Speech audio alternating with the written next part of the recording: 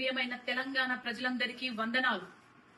గౌరవనీయులైన పవన్ అన్న గారు, మీరు ఒక నటుడుగా, గద్దరన్న అభిమానిగా తెలంగాణ ప్రజలు ఎప్పుడు మిమ్మల్ని గౌరవిస్తానే ఉంటారు.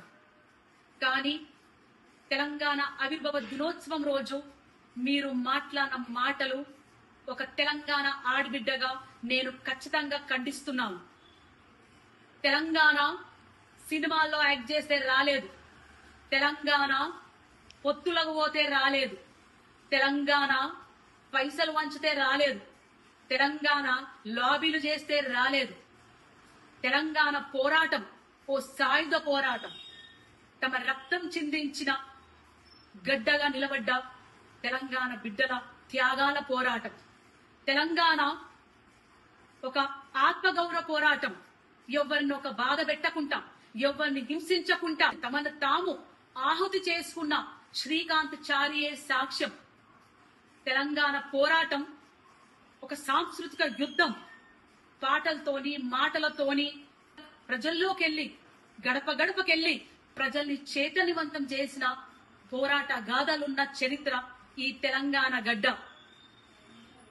మా భూములు మావి, మా నీళ్లు మావి, మా పాలన మాది అనే ఒక నినాదంతో పల్లె పల్లె, గడప గడప త్యాగాలు చేసి సాధించుకున్న పోరాట గడ్డ.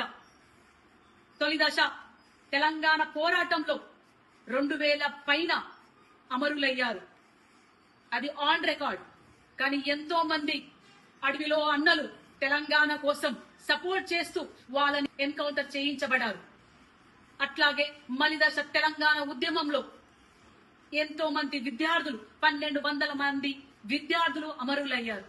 ఎంతో మంది ఆడబిడ్డలు, తల్లులు తమ కొడుకులని, తమ బిడ్డలని నడవండ్రా బిడ్డ, మన తెలంగాణ మనది, మీరు ముందుకెళ్ళండి, పోరాటంలో భాగంగండి, మేం కుటుంబాలను చూసుకుంటాం అని వీరగాథలు నడిచిన తెలంగాణ మనది. ఎస్, మీరన్నట్టే ఈ తెలంగాణ గడ్డ మా అయ్యల జాగీరే. మీరన్నట్టే నిన్న తెలంగాణ గడ్డ మా అయ్యల జాగీరు, ఈ రోజు మా జాగీరు, రేపు మా భావితరాల బిడ్డలు తెలంగాణ వారసులు. ఇది మా గడ్డనే, మా తెలంగాణ గడ్డనే, మా త్యాగాల గడ్డనే అని తెలియజేసుకుంటూ, జై తెలంగాణ, జోహర్ తెలంగాణ అమరవీరులకు.